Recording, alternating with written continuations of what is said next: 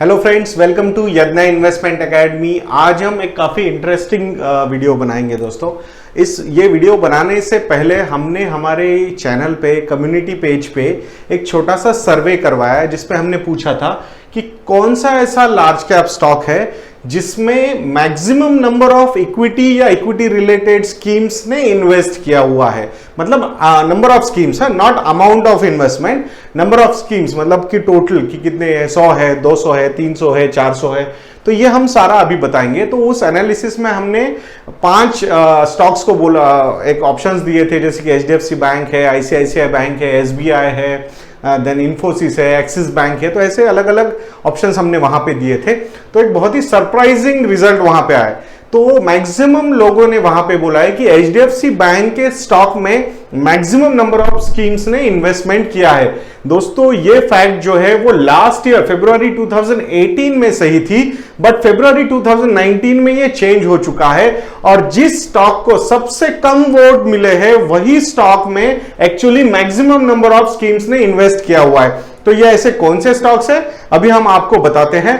पहले ये शुरू करने से पहले हम आप लोगों को बता दें कि 10 स्टॉक्स, 10 लार्ज कैप स्टॉक्स हमने यहां पे मतलब ये एनालिसिस से हमें मिले हैं।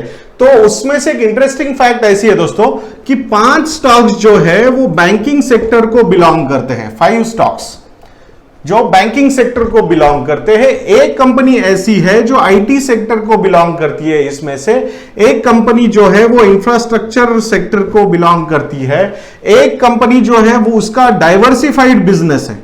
डाइवर्सिफाइड मतलब वो सिर्फ एक ही बिजनेस में नहीं है, उसके ऑयल एंड मार्केटिंग में भी है, रिटेल में भी है, टेलीकॉम में भी है। आपको शायद पता भी चल गया होगा वो कौन सी कंपनी है।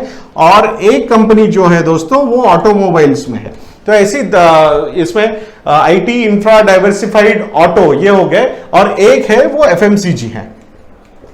तो ऐसे सब मिला के 10 कंपनीज है। तो आप देख सकते हो कि टॉप 10 जो स्टॉक्स है जिसमें मैक्सिमम नंबर ऑफ स्कीम्स ने इन्वेस्ट किया हुआ है, उसमें बैंकिंग सेक्टर सबसे ज्यादा फेवर्ड है। और ये 5 में से तो 4 स्टॉक्स ऐसे हैं दोस्तों जो प्राइवेट सेक्टर बैंक है, और एक ही स्टॉक ऐसा है जो PSU है, यानी कि पब्लिक सेक्टर यूनिट। तो हमें लगता है कि आप लोगों को अच्छा खासा अभी आइडिया आ गया होगा कि ऐसे ये कौन से स्टॉक्स है। तो अभी शुरू करते हैं। नंबर ऑफ स्कीम्स ने इन स्टॉक्स में कैसे इन्वेस्ट किया है, कितने स्कीम्स ने, म्यूचुअल फंड्स ने, स्कीम्स ने ये स्टॉक्स में इन्वेस्ट किया है। तो पहला जो कंपनी है दोस्तों, यानी कि जिसमें सबसे ज्यादा mutual fund, equity mutual fund या इक्विटी रिलेटेड म्यूचुअल फंड्स ने इन्वेस्ट किया है, उस स्टॉक का नाम है ICICI बैंक। बहुत सारे लोगों को ऐसा लग सकता है कि ये कैसे, मतलब ये कहां से आ गया इतना। तो कैसा है, लास्ट 1 ईयर में इसके पीछे के छोटे छोटे रीजन भी बताने की कोशिश करेंगे आप लोगों को। ऐसा नहीं कि सिर्फ डेटा ही आपके सामने रखेंगे, तो छोटी छोटी चीजें भी, क्योंकि एक बेस्ट पार्ट क्या है, हमने हमारी mfyagna.in ये एक mutual fund review book launch की है, तो जिसमें हम इक्विटी म्यूचुअल फंड्स को बहुत ही डिटेल्ड में एनालाइज करते हैं। तो ये जब एनालिसिस करते हैं तो बहुत सारा डेटा हमारे सामने आता है, तो उसमें से कुछ कुछ चीजें हम शॉर्टलिस्ट करते हैं और आप लोगों के लिए ये ऐसे इंटरेस्टिंग वीडियोस बनाने की कोशिश करते हैं। अगर आप लोगों को वो म्यूचुअल फंड स्कीम्स के डिटेल्ड रिव्यूज देखने हैं या फिर उसको सब्सक्राइब करना है, तो आप हमारी वेबसाइट mfyagna.in पे जाके वहां पे सब्सक्रिप्शंस ले सकते हो। तो coming back to the video, ICICI bank में अभी अगर हम देखेंगे तो 533 म्यूचुअल फंड स्कीम्स ने इन्वेस्टमेंट्स की है, 533। और लास्ट ईयर के कंपैरिजन में अगर हम देखेंगे तो ये 523 से 533 हुई, यानी कि 10 स्कीम्स ने और ऐड किया है अपने पोर्टफोलियोज में ICICI बैंक को। तो 10 स्कीम्स और ऐड हुई है। HDFC bank to the surprise, यहां पे ईयर ऑन ईयर अगर हम बात करेंगे तो एक्चुअली फॉल हुआ है नंबर ऑफ स्कीम्स का। तो अभी अगर देखी जाएगा तो 530 स्कीम्स है, म्यूचुअल फंड स्कीम्स, जिन्होंने HDFC बैंक के स्टॉक में इन्वेस्ट किया है। और 546 ये जो नंबर था वो लास्ट ईयर के। तो यानी कि यहां पे HDFC बैंक को जो है म्यूचुअल फंड स्कीम्स ने सेल किया है, 546 से ये नंबर 530 पे आया हुआ है। तो यहां पे डिक्रीज डाउन हुआ है। इसके पीछे का रीजन, क्योंकि बैंकिंग का जो एलोकेशन है वो कॉर्पोरेट बैंक्स में थोड़ा सा ज्यादा बढ़ा है। कॉर्पोरेट बैंक्स कैसे होते हैं, यानी कि जो बड़े बड़े कॉर्पोरेट्स को लोन्स देते हैं। HDFC बैंक ये जानी जाती है रिटेल बैंकिंग के लिए। Like HDFC bank and Kotak bank are retail bank, considered as retail banks, vis a vis SBI देखिए, या फिर आईसीआईसीआई बैंक देखिए, या फिर यस बैंक देखिए, ये कॉर्पोरेट बैंक्स है, यानी कि बड़े बड़े कॉर्पोरेट, और इसीलिए इनका प्रॉब्लम भी ज्यादा था क्योंकि इनमें एनपीएस ज्यादा हो रहे थे। तो एनपीएस के चक्कर में इनके सारी प्रॉफिटेबिलिटी के इश्यूज हुए थे। तो एक्सिस बैंक भी एक एग्जांपल है कि जहां पे भी बहुत बड़ा इशू हुआ था एनपीएस का, तो वो भी होल्डिंग में बहुत कम था। पर तो यहां पे अभी इस बार ऐसा लग रहा है लोगों को कि corporate banks are going to do well, इसीलिए कॉर्पोरेट बैंक्स में एलोकेशन थोड़ा सा ज्यादा हुआ है। तीसरा जो है वो भी एक बैंक है, बट वो पीएसयू बैंक है, वो है स्टेट बैंक ऑफ इंडिया। इसमें अगर हम देखेंगे तो 464 स्कीम्स ने इन्वेस्ट किया हुआ है। लास्ट ईयर अगर फरवरी 2018 में अगर हम देखेंगे तो 411 स्कीम्स ने इन्वेस्ट किया था, यानी कि 53 स्कीम्स ने इस साल में ये पर्टिकुलर में और ज्यादा इन्वेस्ट किया है इसमें। तो इसीलिए ये भी एक कॉर्पोरेट बैंक है जिसकी बैलेंस शीट अभी थोड़ी सी ठीक लग रही है, एनपीएस अंडर कंट्रोल आ रहे हैं। तो ये सारे डेवलपमेंट्स बहुत ही पॉजिटिव लग रहे हैं म्यूचुअल फंड्स या फिर इंस्टीट्यूशनल इन्वेस्टर्स को, इसीलिए यहां पे ये होल्डिंग तो थोड़ी सी और ज्यादा बड़ी है। फोर्थ जो है ये भी एक बैंक ही है दोस्तों, ये प्राइवेट बैंक है, बट प्राइवेट कॉर्पोरेट बैंक बोल सकते हो आप, एक्सिस बैंक। तो इसमें बहुत ही ड्रास्टिकली चेंज हुआ है। एक तो चीज आप लोगों को बता दें, एचडीएफसी लाइफ के जो सीईओ थे वो उन्होंने एचडीएफसी लाइफ छोड़ा और एक्सिस बैंक के वो सीईओ बन गए, और उसके बाद एक कंप्लीट शिफ्ट हुआ है ऐसे लग रहा है, एक स्टैंड ही कंप्लीटली चेंज किया है। बहुत सारे न्यूज़पेपर्स भी ये आर्टिकल्स कवर कर रहे हैं कि द न्यू सीईओ ये कंप्लीट अपना सिस्टम ही चेंज कर रहे हैं एक्सिस बैंक का। तो वो बहुत ही पॉजिटिवली लिया है सारे म्यूचुअल फंड्स ने या फिर इंस्टीट्यूशनल इन्वेस्टर्स ने, एफआईआईस की भी होल्डिंग बढ़ रही है। इसीलिए आप लोग देख सकते हो कि एक्सिस बैंक का स्टॉक इतना ज्यादा रैली हुआ है, बहुत ही अच्छी रैली, मोर देन 50% की रैली एक्सिस बैंक के स्टॉक में हुई है। उसके पीछे का रीजन यही है, एक तो मैनेजमेंट चेंज हुआ है, तो पूरी स्ट्रेटेजी काइंड ऑफ चेंज है। उनको लग रहा है कि एक नया पर्सपेक्टिव डेवलप होगा एक्सिस बैंक में, तो इसीलिए एक्सिस बैंक में भी एक ओनरशिप बहुत ज्यादा बढ़ी है। 462 स्कीम्स ने इन्वेस्ट किया है फरवरी 2019 का अगर हम डेटा देखेंगे तो, और लास्ट ईयर इसी सेम इसमें ये 283 स्कीम्स था। तो यहां पे जो राइज है वो आप देख सकते हो, ऑलमोस्ट यहां अगर हम देखेंगे तो 180 स्कीम्स या 179 स्कीम्स और ज्यादा बढ़ी है एक्सिस बैंक के स्टॉक में। तो पहले टॉप 4 स्टॉक्स है ICICI bank, HDFC bank, SBI and axis bank. तो इसके आगे जैसे हमने आपको बोला कि बैंक्स ही इसमें से 5 में से 4 बैंक्स तो यहीं पे आ गए हैं। तो फिफ्थ जो कंपनी है वो है इन्फोसिस दोस्तों।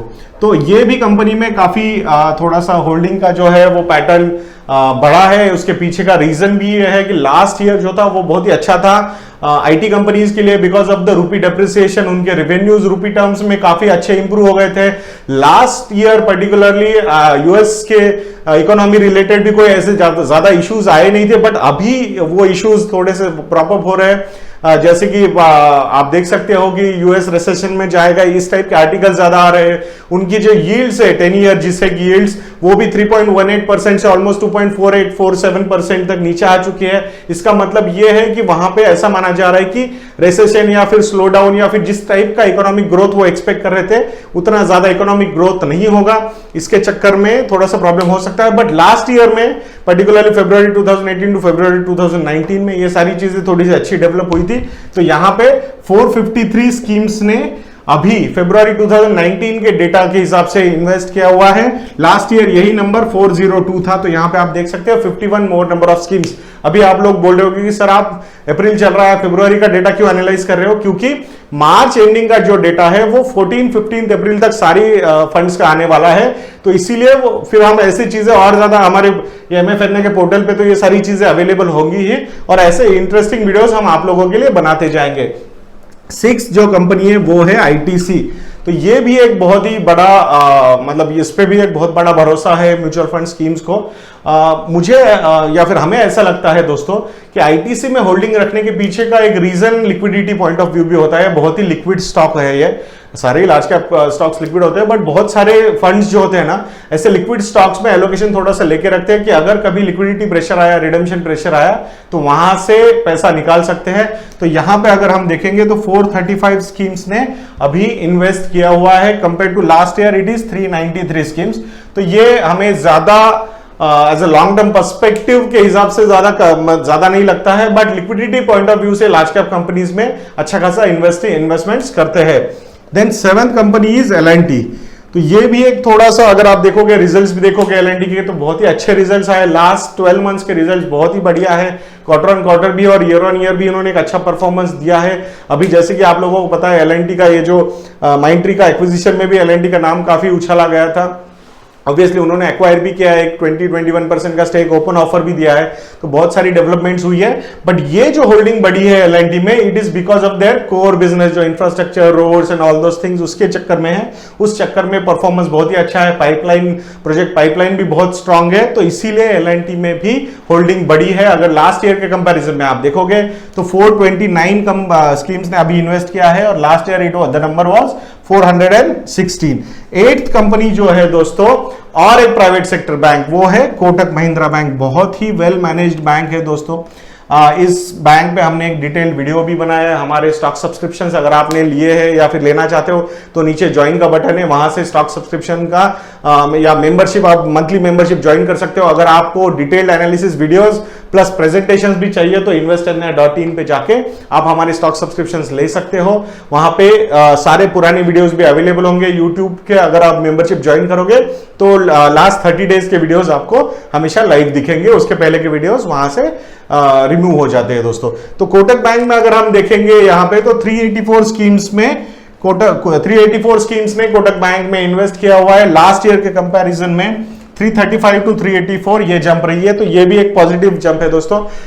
एक बात समझ लीजिए दोस्तों कि कोटक बैंक भी एक private sector retail oriented bank ज्यादा है रादर देन कॉर्पोरेट बैंक, इसीलिए एनपीएस वगैरह के ज्यादा प्रॉब्लम्स होते नहीं है। बट कोटक का एक दूसरा प्रॉब्लम यह है कि आरबीआई का जो गाइडलाइन दिया हुआ है कोटक को कि आपको आपका स्टेक, प्रमोटर्स का स्टेक डिक्रीज करना होगा, वो दे आर स्टिल फाइंडिंग आउट कि कैसे कैसे वो हो सकता है, नया buyer and all those things. अभी तो बिकॉज ऑफ कोर्ट में मैटर चल रहा है, तो इसके चक्कर में प्रीजुडिस है मैटर, तो आई थिंक जून तक इनको ये सारा डिसीजंस लेना होगा कि नया इन्वेस्टर कौन है, उसे कंपनी में लाना होगा। तो ये 8 कंपनीज हो गई दोस्तों। 9th कंपनी जो है वो है एक डाइवर्सिफाइड कंपनी है, डाइवर्सिफाइड ग्रुप कंपनी है। उसका नाम है, जो इंडिया की सबसे बड़ी कंपनी है, रिलायंस इंडस्ट्रीज। 8,80,000 करोड़ रुपए का मार्केट कैपिटलाइजेशन है दोस्तों। 120 से 25 बिलियन डॉलर का मार्केट कैपिटलाइजेशन, अगर हम डॉलर टर्म्स में देखेंगे तो बहुत ही बड़ी कंपनी है, बहुत ही डाइवर्सिफाइड कंपनी है। Oil and marketing, retail, then आपका टेलीकॉम, हर जगह पे ये फैले हुए हैं। कंटेंट में भी बहुत ज्यादा आ रहे हैं, digital and all those things. तो ये बहुत ही जबरदस्त कंपनी है दोस्तों।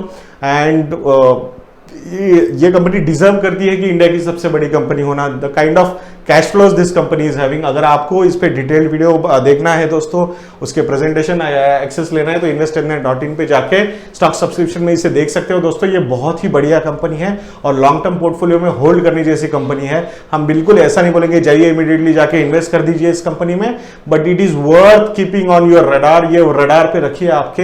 This company is doing wonders to the, आप इंडियन इकोनॉमी भी बोल सकते हो, डिजिटल इंडिया भी बोल सकते हो, हर सेक्टर में it is helping our economy.